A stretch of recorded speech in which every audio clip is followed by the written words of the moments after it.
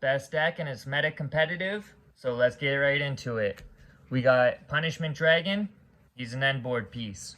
We got our 3 Lightsworn Dragonlings. You know this is a starter. You just need to get one of your Lightsworns in the grave. One of the Lightsworns you're probably going to get into the grave, but special summon, is your Wolf and your 2 Felice. A good way of getting them out of your hand is your Weiss, another big combo starter for the deck. We play our 1 Lila with this deck and with our Weiss. When we send it to the graveyard, we can special back any other Lightsworn. So half the time, we don't even have to get our normal summon off with our Lila to actually put on some pressure on our opponent's back row. And when you leave her on the board, she mills 3 at the end of the turn. Lumina is another good way to get back your banished Lightsworns, since you're going to be banishing your Lightsworns every turn with your new Minerva.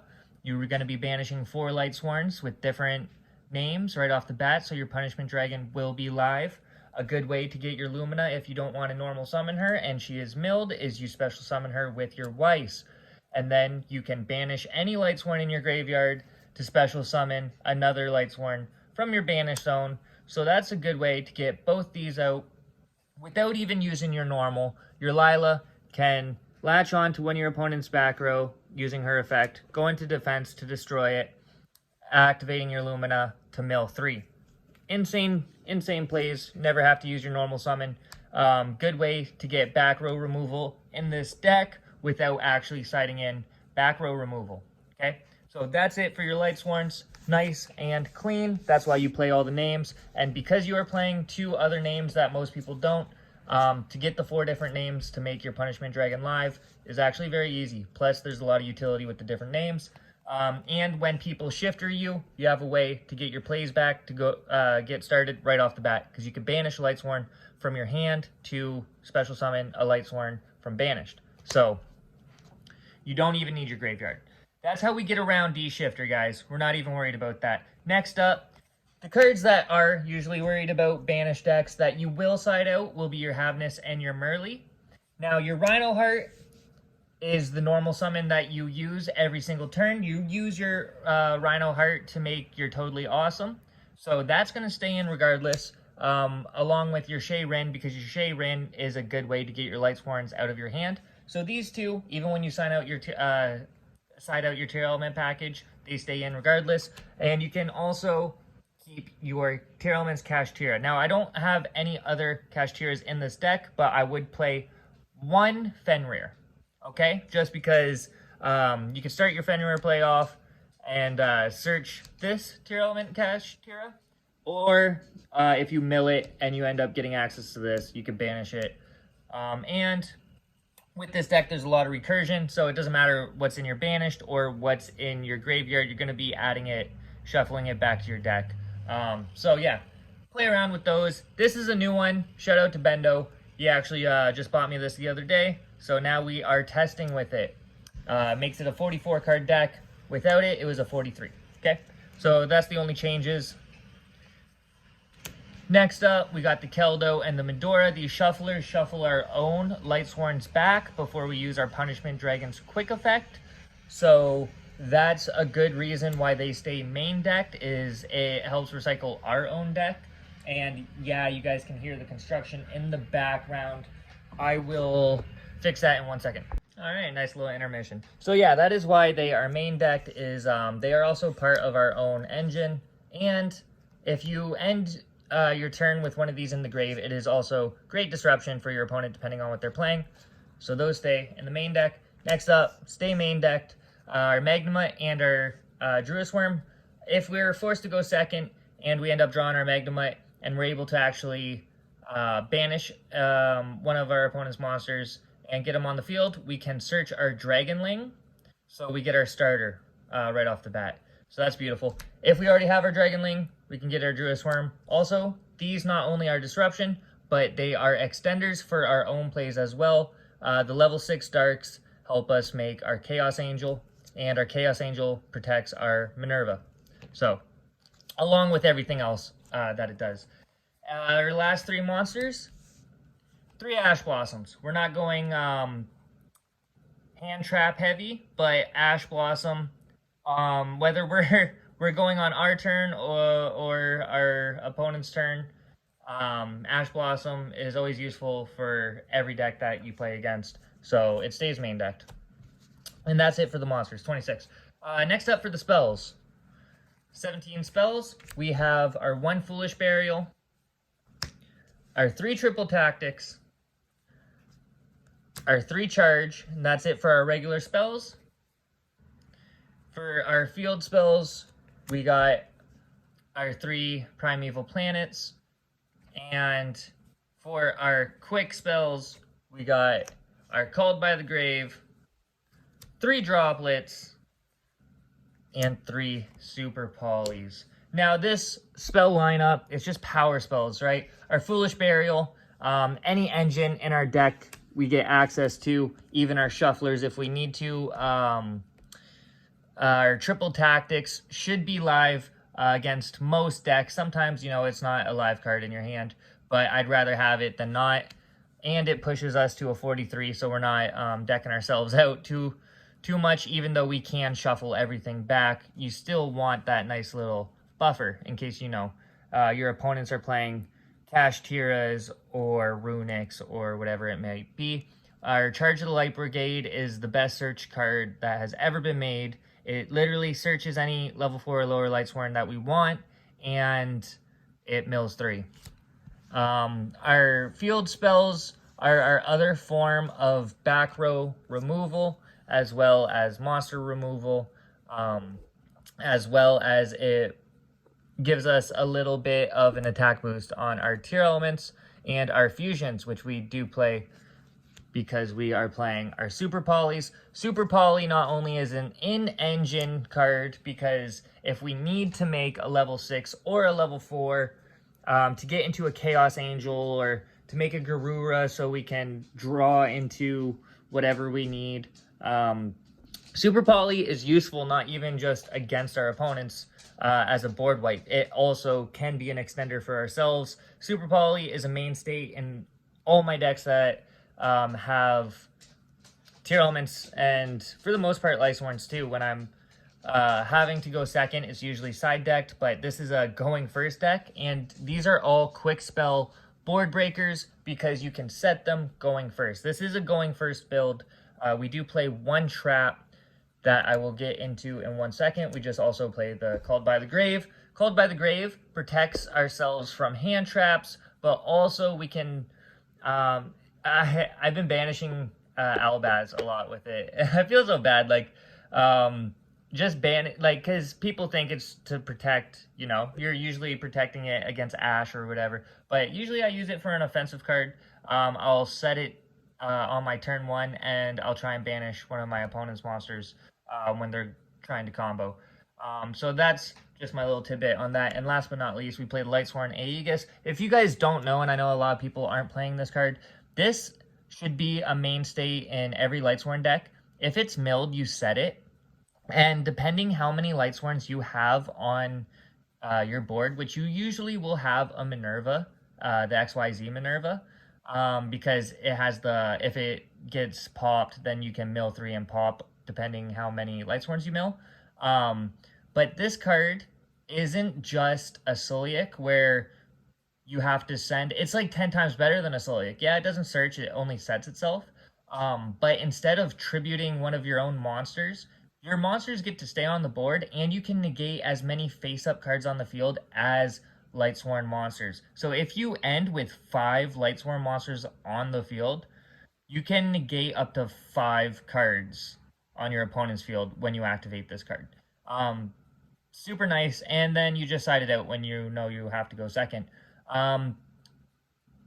You could side it out. I always side it out. I'm thinking of keeping it in sometimes, because when you get your Dragonling, if you can't OTK, it's kind of nice to set this, because your Dragonling, when it special summons itself, it sends any Lightsworn card, and it's a Lightsworn card, so not just monster. Everybody will send the Wolf or the Fleece or the Weiss. I always will send this if I have a way to get to my big Minerva or my other XYZ Minerva.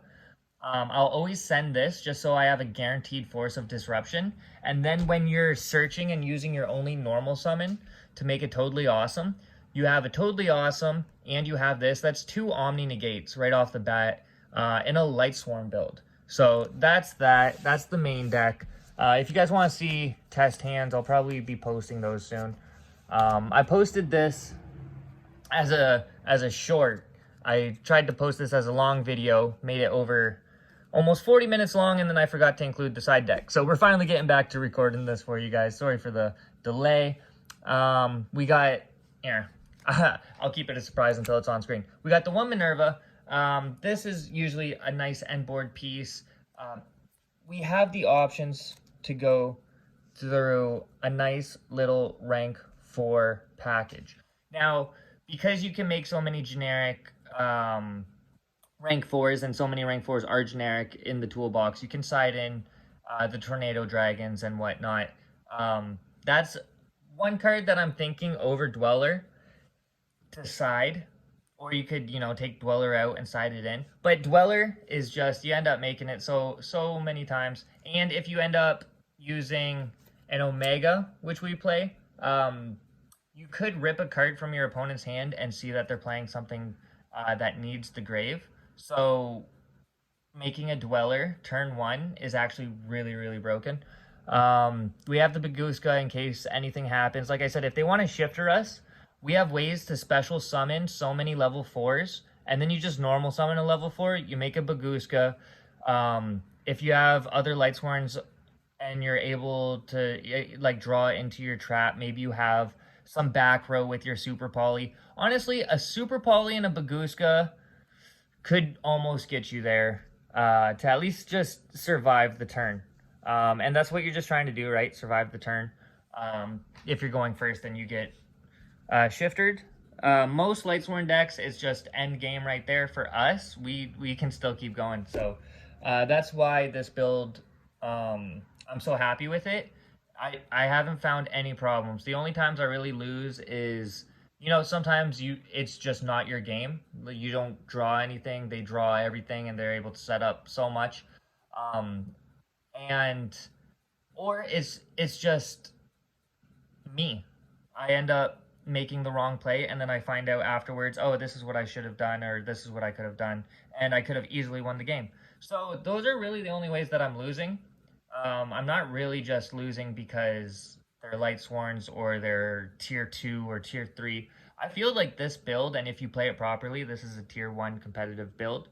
So I try it. Don't just scoff at it because it's Lightsworns. It's very good. It's very good. We play the Totally Awesome with the Bahamut Shark. Now, Totally Awesome is so sweet because we shuffle back our waters after we use itself.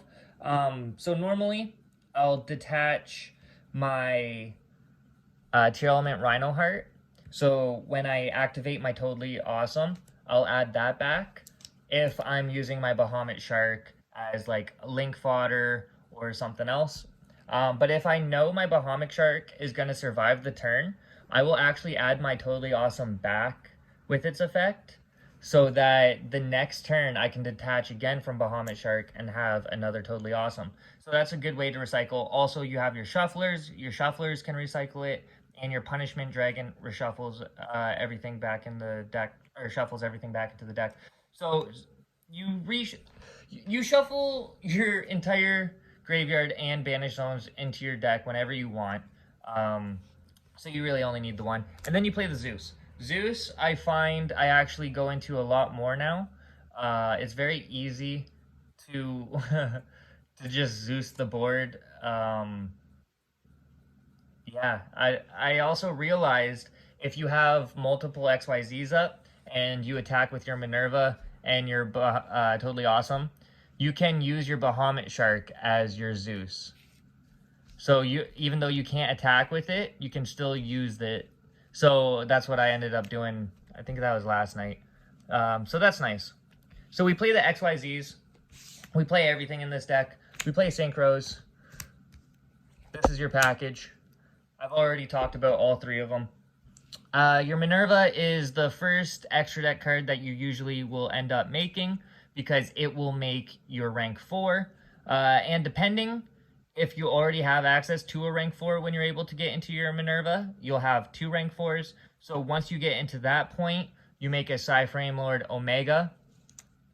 If you are not going to get into your Punishment Dragon. So if you have your Punishment Dragon play live, where you're going to be special summoning it, like you have access to it from your hand, from Dragonling, or you've already drawn into it, don't go into Omega. Because if you go into Omega, when it's banished, if you're forced to use your Punishment Dragon's effect, you shuffle it back into the deck, into your extra deck, and it won't come back out. So that actually happened to me a couple days ago. So if you're going into your Punishment Dragon, if you're going to special it, make a Dweller, because a Dweller and a Shuffle Graveyard Banishment back, or you could make, even if you just make a Minerva, right? You just go into the regular Minerva play. But usually I'm saying for this play is you're able to go into a Minerva and another rank Z, and that's before your normal summon where you're going to make the Bahamut Shark totally awesome. So yeah, we lose to Nibiru, but if you play your cards right and you play properly, it doesn't really matter. Also, most decks lose to Nibiru, so it's Nibiru, right? We got Mud Dragon, Garura, and Dragon Stapelia. So Dragon Stapelia was in the deck, then it was out of the deck. The whole reason is it fuses your other fusions back. Now, you don't have to worry about that with the shufflers because you're going to be able to get them back. But I really like it because it recycles and it puts a negate on board. But also now with a lot of other players putting up a fusion on board, it's actually, we're making a negate with our super polys half the time. Which is really nice with just our opponent's board. So we'll go straight into a Dragon Stapelia without, jumping from a Mud Dragon first or whatever, like, Tier Elements used to do. So yeah, that's the reason for that. Very nice. Yeah, dude, I love this deck so much. Last but not least, we got the Link package, because sometimes you end up with the Bahamut Shark or a Garura or a Mud Dragon, or just something on your board, or a Lumina. Just two monsters that don't really go together. So what do? You make an IP. And then after you use all your resources on your opponent turn, or you could use your IP first, if they just try to attack over it, you make your Unicorn. Unicorn is perfect because you just shuffle something back. You got to ditch a card, but it really only takes one other monster on board with your IP. And then that's it. You could change it up if you want a little more versatility. But honestly, shuffle anything back. That's versatile enough for me. And then I realized on the follow-up, usually you stun them. You end your turn with whatever you have left, and it's usually your Nightmare Unicorn. So you're going into turn 3. Right off the bat, you make an access code Talker, 5,300 attack, you banish your IP or your Unicorn, you pop a card, you start cleaning house right off the bat without committing anything new to the board, right? You made that access code for free because it was out of whatever you had left. So that's how you play your turn ones, right? With your links. You set up your little floodgates, your little dweller, or your super poly. You set your Lightsworn trap. You got a shuffler in the grave, and then you make an IP. You have so many different ways of disruption here. They're not going to expect it. They're not going to be able to know what to try and get through first. And then going into game 2, they're probably going to make you go second. And this is what we're going to side into. Now, back row hate. I hate when I just can't get through the back row. So this is the classic package for now. Next up, we got the Ultimate Slayers. This is the bread and butter. I don't know if it's the bread and butter actually, because I haven't really ever needed it to take a game. But the concept is amazing. We're playing everything. We're playing links, synchros, XYZs, and fusions, right? The only thing it doesn't cover is pendulums. that we but who knows, we might even ever have an extra deck pendulum half and half one of these days. Basically, for anything that you want to send, I guess for your links it doesn't really matter. You'll have to shuffle them back, but you could send a dark because when you mill tier element, you could just make a mud dragon and get it back, so it doesn't really matter. You just don't get no plus, but that's okay. We're not siding anything in, right? We're not taking up any extra deck slots or side deck slots. For your fusion, you're going to send your Garua and get a draw. That's amazing. For XYZs, you could send your Toad, and then your Toad could just add itself back, or any other water. You can also send a Minerva, just so you get an extra name if you need a name in the grave. And then for Synchro, you're going to send your Omega. And then your Omega, if this card is in your graveyard, target one other card in your graveyard, shuffle both that card and this card from your deck, from the graveyard into the deck. People are siding this card in with your Ultimate Slayer package. Same with Garura. So we're already playing half of what people want to side in for the package. Your Totally Awesome's going to recycle anything. The only one you really lose out on is your Link, but it's going to add a dark to your graveyard, so you're going to be able to make your Mud Dragon plays. It's nice. It's very nice. The only reason it's not main decked is because we're going first and it's not quick play. If this was a quick play spell, this would probably, I don't know if it would be main decked because depending, but it would be real close. Board wipes, board wipes, board wipes. Nothing you can really say. Dark Ruler no more. Paired with evenly matched. Not even to mention that we got the droplets and the super polys in our deck. And we're going to be siding in Ultimate Slayers. We got Board Wipe City here. This is the best side deck I've ever had. I really, really did think about it. And I was like, what will I side into? What am I willing to side into? And what you side out, probably just some of your tier package, because it's not that important. And they might be focused heavily in on trying to banish your stuff because they're thinking you're a mill deck. So yeah, just side out your tier package. Very easy. And then last but not least, if we're going first, we want more power going first. The best going first stop your opponent dead in their tracks card. D-Barrier. This is the coolest deck I think I've ever built. Like the premise, it protects itself, it shuffles itself. All of its weaknesses are covered at least a little bit. It's not like perfect per se, but it handles absolutely everything it needs to handle. I put so much time and effort into thinking about this. So if you guys can, leave a like, leave a comment. I'll see you guys in the next one. Test it out. Hope you guys get your wins. Deuces.